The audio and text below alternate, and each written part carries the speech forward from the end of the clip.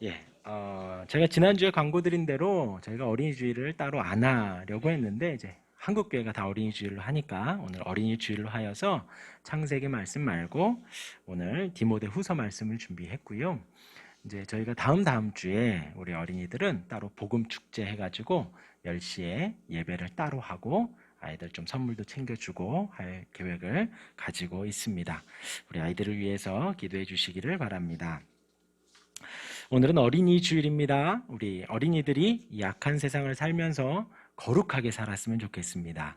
또 하나님의 사람답게 담대하게 살았으면 좋겠습니다. 그러면서도 하나님의 은혜로 좀 평안하게 살았으면 좋겠습니다.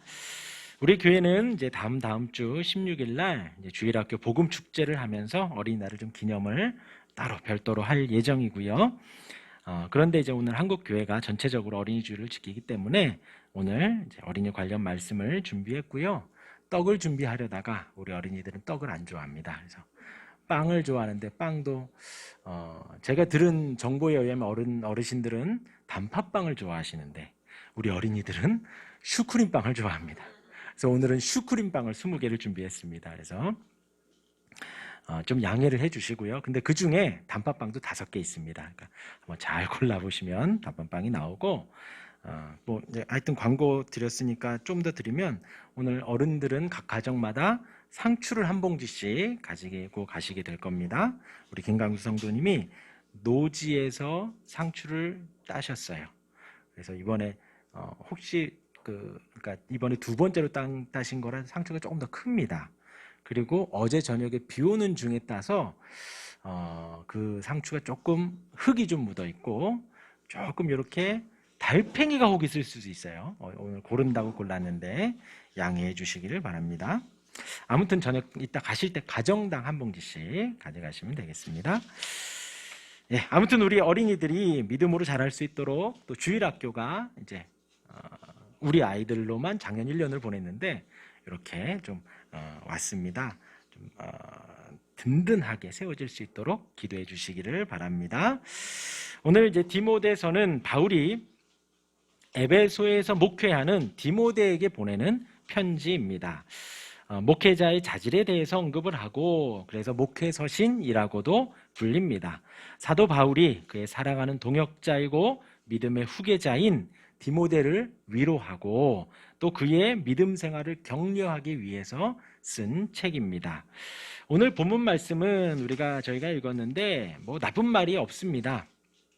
그러나 너는 배우고 확신한 일에 거하라.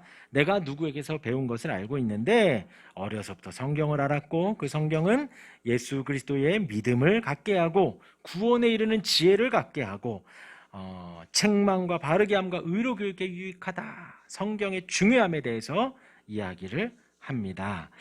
그런데 오늘 읽은 본문 말씀은 그렇게 좋은데 그 바로 윗단락 12절 말씀은 사실 우리가 좀 피하고 싶은 말씀이에요. 12절 말씀 제가 읽어드리면요.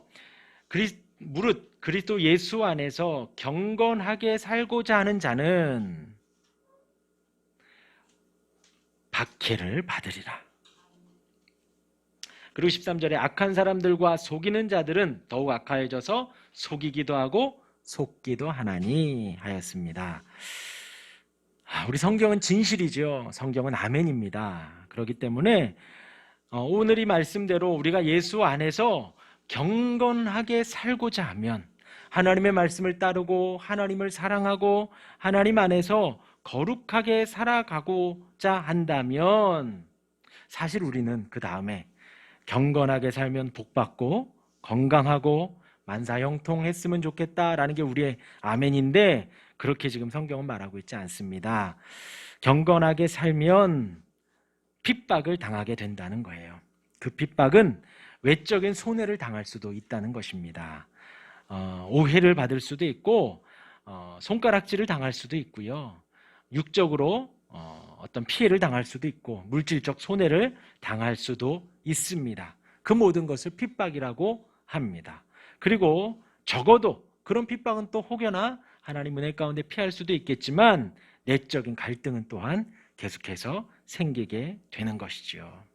지난주 어떤 청년하고 계속 이야기를 하는데 회사에서 그 어떤 직원이 되게 일을 못한다는 거예요. 그런데 일을 못하면 그냥 못하는 대로 놔두면 되는데, 우리 그리스도 안에, 마음 안에, 우리 그리스도인도 사람인지라 마음 안에 미움이 생긴다는 거죠. 미움이 생기고 계속 정죄하게 되고 나쁜 생각 갖게 되고 막 그런다는 거예요. 이 핍박이라는 단어가 외적인 외압도 있지만, 너 예수 믿으니까 이것도 해 저것도 해, 예수 믿으니까 손해도 봐, 모욕도 당해, 손가락질도 당해 라고도 할 수 있지만, 그것이 뭐 법적으로 불법이라면 그러진 않더라도 아까 제가 말씀드린 대로 청년의 마음의 내적 갈등처럼 그런 갈등이 생긴다는 거죠. 나를 향해서 손가락질하고 욕하는 사람과 같이 삿대질하면서 욕하고 혹은 주먹다짐이나 멱살잡이를 하고 싶은 마음이 굴뚝 같으나, 우리는 나는 그리스도인이지, 나는 예수 믿는 사람이지, 나는 주일날 교회 가서 예배하지 하며 그 마음을 억누르고 있다라는 거지요. 그것이 또한 내적인 핍박이 되는 것입니다. 그러나 그 모든 것 속에서 우리가 예수 안에서 경건하게 살고자 노력해야겠습니다. 그러면서 12절이 그렇게 박해를 받으리라 라고 하고 13절에 악한 사람들, 속이는 자들은 더욱 악하여져서 속이기도 한다는 거예요. 우리를 속이기도 한다는 거죠. 그냥 단지 우리를 괴롭히고 하는 게 아니라 악한 마음을 가지고 속이려고 하고 악한 생각을 하고 위해를 가하려고 계획하고 그렇게 한다는 거예요. 우리가 살아가면서 혹은 우리 자녀들이 그런 괴롭힘을 당하는 것은 생각하기 싫지요. 우리 자녀들이 혹은 우리 손주들이 학교에서 사회에서 그런 괴롭힘을 당하는 거 부모가 안다면 그것만큼 힘든 건 없을 거예요. 그런데 더 힘든 거는 우리 자녀들이 그런 악한 사람이 되는 게 또 더 힘든 일이죠. 우리 자녀 때문에 누가 힘들어하고 아파하고 괴로움을 당한다면 그건 안 되겠죠. 우리가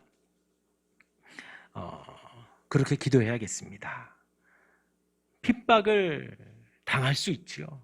그런데 우리가 핍박하는 사람이 되면 안 되겠죠.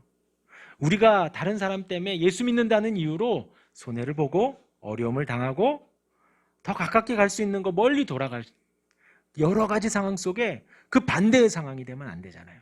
나 때문에 저 사람이 힘들어하고 어려워하고 괴로워하면 안 되겠죠. 우리가 그렇게 되지 않기를, 또 우리 자녀들이 그렇게 되지 않기를 우리가 기도해야겠습니다. 그런 말을 쭉 하고서 오늘 14절 말씀이 시작을 합니다. 우리 14절 말씀 우리 같이 읽겠습니다. 시작.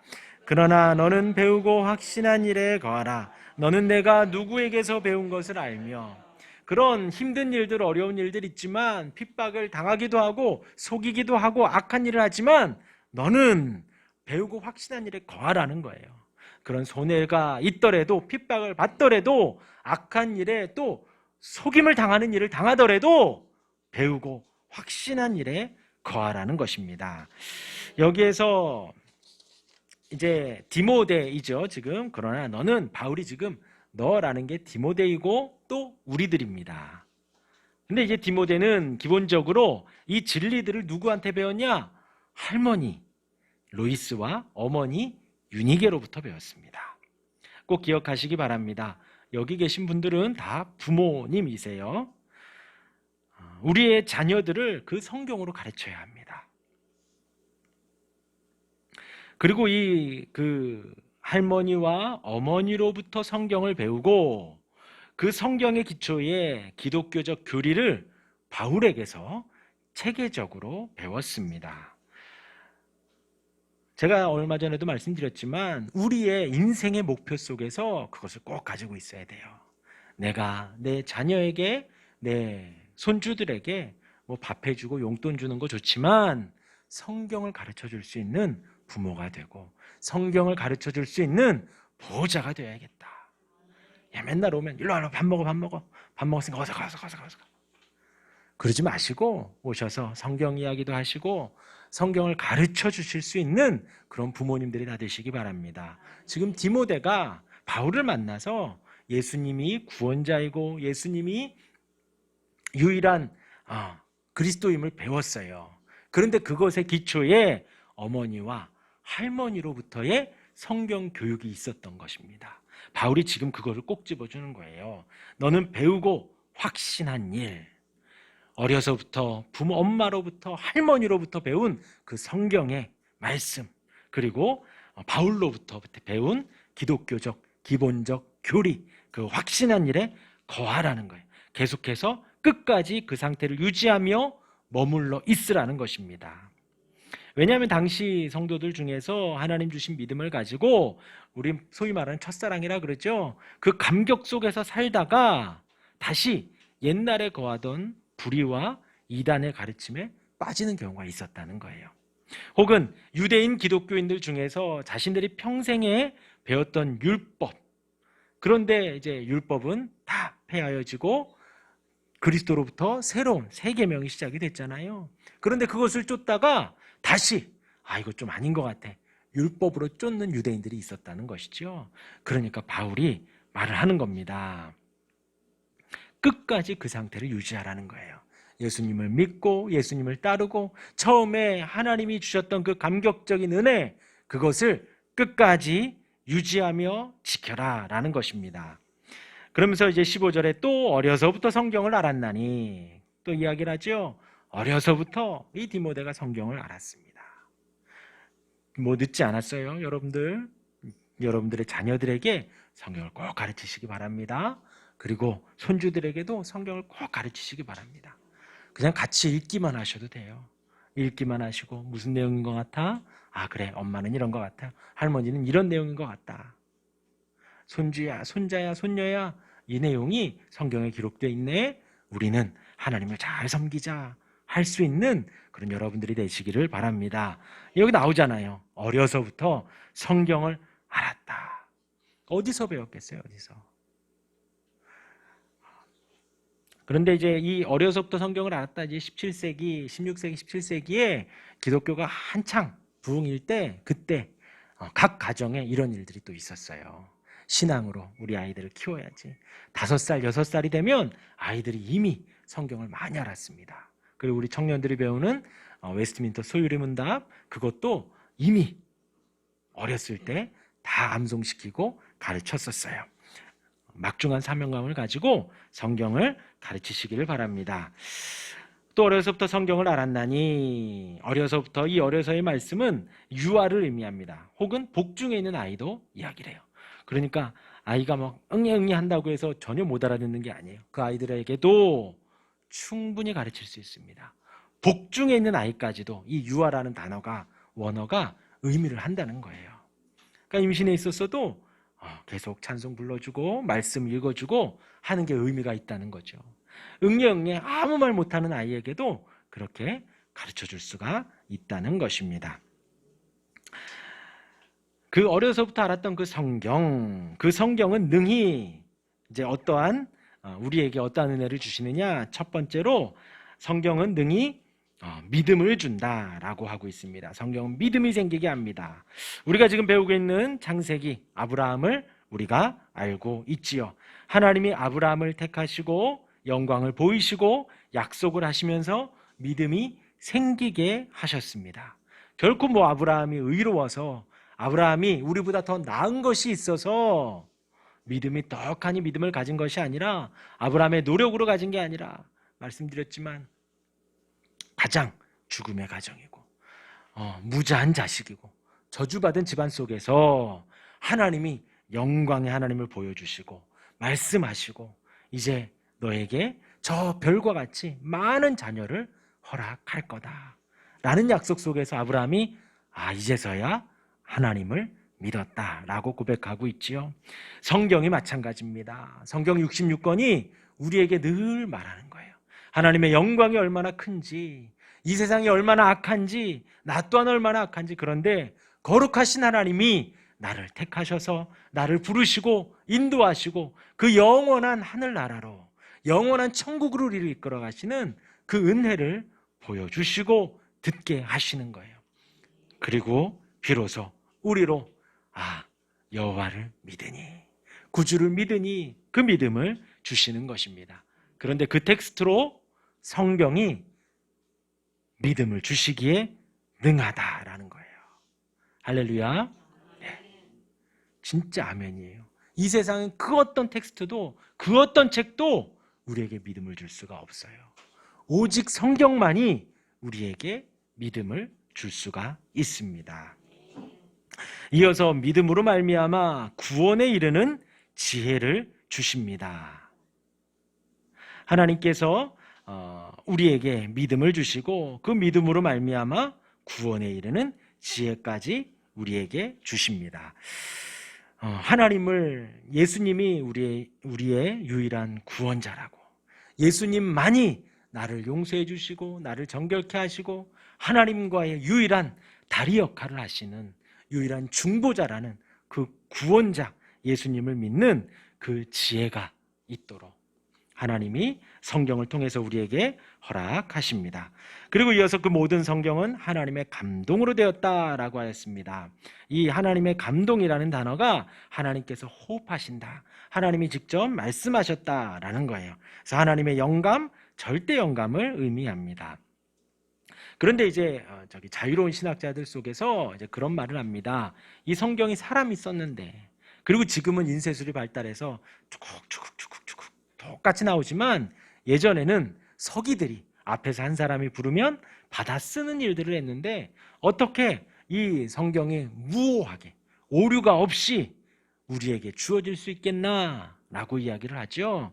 근데 하나님의 감동은 그 모든 것까지도 다 사용을 하신다는 거예요.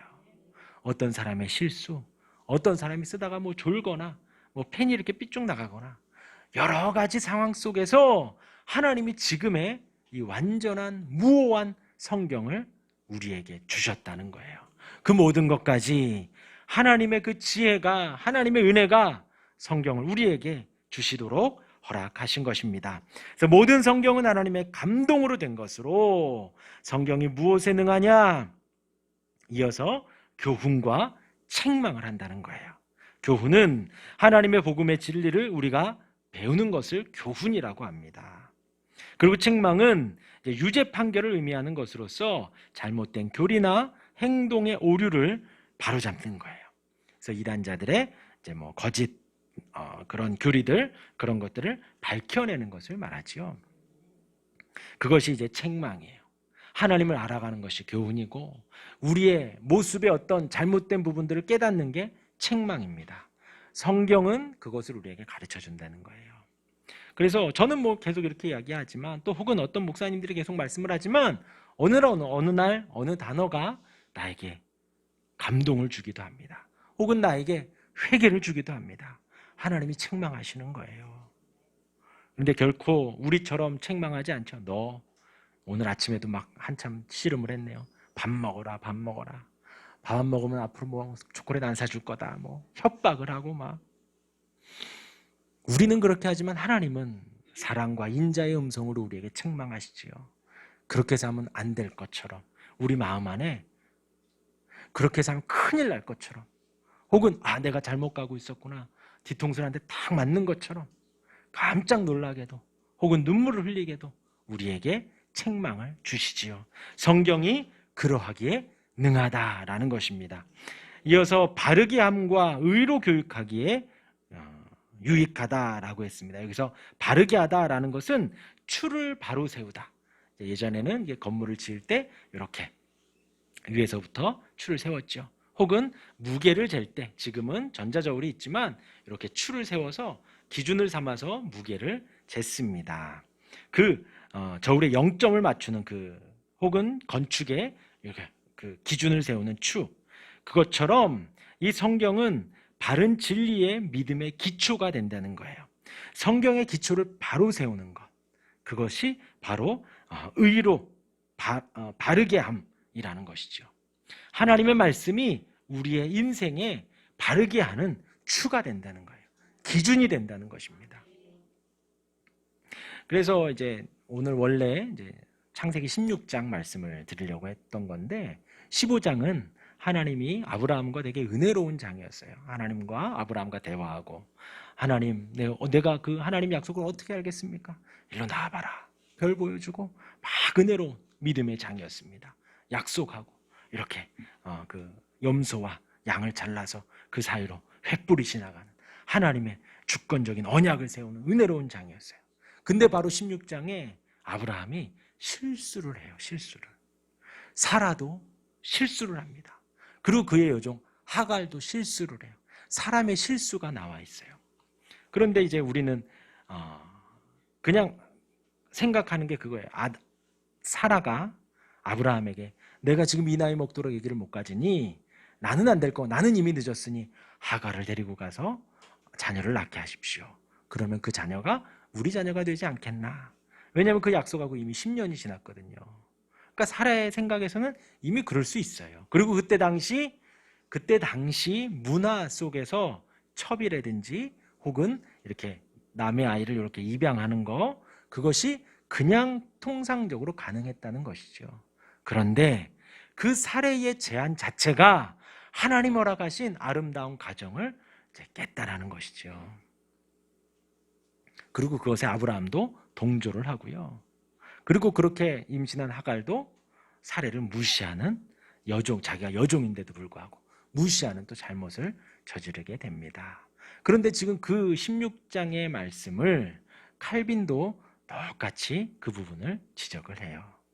제가 이 말씀을 드리는 것은 모세가 기록했던 그때에도 그 부분은 잘못했던 거예요. 그리고 칼빈이 활동했던 그때에도 그 부분은 잘못된 거예요.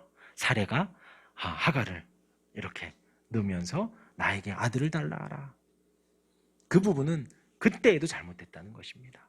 지금은 만약에 그러면 쫓겨나잖아요. 쫓겨나잖아요. 그런데 이 개념이 지금의 이 시대의 개념이 아니라 그때에도 하나님의 말씀이 기준이 됐었고, 칼빈이 활동하던 그때에도, 주석을 쓰던 그때에도 그 부분이 기준이 됐다라는 거예요. 하나님의 말씀은 언제나 진리입니다. 진리라는 말씀은 남녀노소를 막론하고 시대와 문화를 막론하여서 여기 말씀드린 대로 추가되고 기준이 되고 영점이 되는 것이에요. 성경은 그렇게 우리 인생에 그런 바르게 하는 기준이 되고 추가되는 것입니다. 이어서 의로 교육한다라고 합니다. 엄격한 정의를 뜻하지요. 공의를 말합니다. 불의를 거부하고 공의와 정의를 따라서 살아가는 것이죠. 방금 말씀드린 대로 이것은 상대적이지 않습니다. 절대적입니다. 거짓을 거짓이고 진실은 진실인 거예요. 그러기에 그렇게 교육하기에 성경은 능합니다. 그리고 이어서 17절 말씀 우리 같이 한번 읽겠습니다. 17절 시작. 이는 하나님의 사람으로 온전하게 하며 모든 선한 일을 행할 능력을 갖추게 하려 함이라. 아멘. 성경이 하나님의 사람으로 온전하게 한다는 거예요. 온전하게.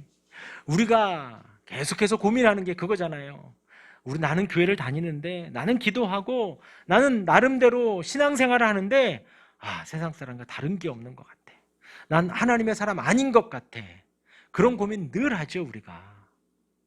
그런데 성경이 하나님의 사람으로 온전하게 만들어 간다는 거예요. 다른 어떤 교양서적이나 다른 것들을 볼 필요가 없다는 거예요. 하나님의 말씀이 우리로 하나님의 사람으로 만들어 가신다라는 것입니다. 또 이제 여기에서 하나님의 사람은 지금 이 바울이 쓴 이 단어는 제가 말씀드린 어떤 성도의 개념보다도 더 심오한 뜻이에요. 구약에서 선지자들을 하나님의 사람이라고 했습니다. 성도들로 하여금 단지 성도로서 살아가는 것 이상으로 하나님의 바른 말씀을 가르치는 선지자와 성경 교사까지도 말을 하는 거예요. 그러니까 우리가 지금의 삶에 있어서 조금 더 거룩하게 살고, 지금의 삶에 있어서 내가 이제 성경을 가르치는 사람까지 되는 것을 하나님의 사람이라고 하는 거예요. 그 하나님의 사람으로 만들어 가는데 성경이 능하다는 것입니다. 충분하다는 거예요. 이어서 온전하게 하고, 이것은 완전히 구비되는 거예요. 완전히 공급되는 상태를 말합니다. 좀 부족한 것이 있는 게 아니에요. 하나님의 사람으로 완전해진다는 것입니다. 무엇이요? 성경이 그렇게 능하다는 것입니다. 정리하겠습니다. 우리가 예수 안에 사는 것은 너무나도 중요합니다. 예수 안에서 우리가 살아갈 때, 경건하게 살아갈 때 혹은 박해가 올 수 있어요. 핍박이 올 수도 있습니다. 적어도 내 마음에 갈등이 생기기도 하겠죠. 그러나 그 경건한 삶을 절대로 놓지 마시기를 바랍니다. 그렇게 배우고 확신한 일에 거하시고 어려서부터 성경을 알 수 있도록 내가 내 자녀들에게, 내 손주들에게, 내 후손들에게도 가르칠 수 있는 여기 있는 여러분들이 되기를 바랍니다. 또한 그 성경은 우리에게 믿음을 주기에 능합니다. 그 성경은 우리에게 구원에 이르도록 지혜를 주기에 능합니다. 그리고 그 성경은 하나님의 감동으로 되어서 무오합니다. 오류가 없습니다. 그 성경은 우리에게 교훈을 주시고 혹은 책망도 주십니다. 혹은 우리를 바르게 하는 기준점으로 살게 하시고 의로 교육하기에 유익합니다. 마지막으로 성경은 나를 하나님의 사람으로 만들어 가시고 더 나아가 성경의 교사로 세워가기에도 능하게 하십니다.